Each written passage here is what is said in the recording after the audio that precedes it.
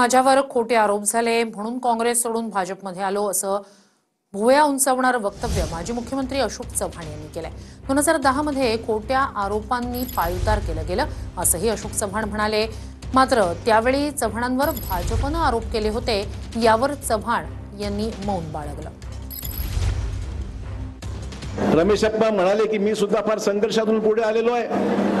रमेश अप्पा, तुम्ही तर या 2-4 वर्षात सगळं संघर्ष करत पुढे आला। मी आयुष्यातले 14 वर्ष वनवास भोगला आहे, तुम्हाला मुद्दाम सांगितलं पाहिजे।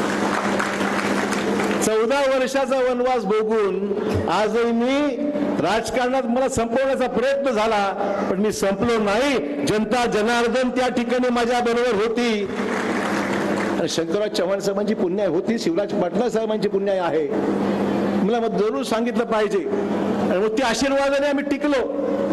14 वर्ष वनवास भोगल्यानंतर मग आम्ही निर्णय घेतला, आता वेळ आलेली आहे। ताई मोदी साहेबांशी चर्चा केली, अमित भाईंशी चर्चा केली, देवेंद्र भाऊंशी चर्चा केली, आणि मी त्यांना सांगितलं महाराष्ट्रातलं वातावरण बदलतंय, मी भाजपामध्ये येतो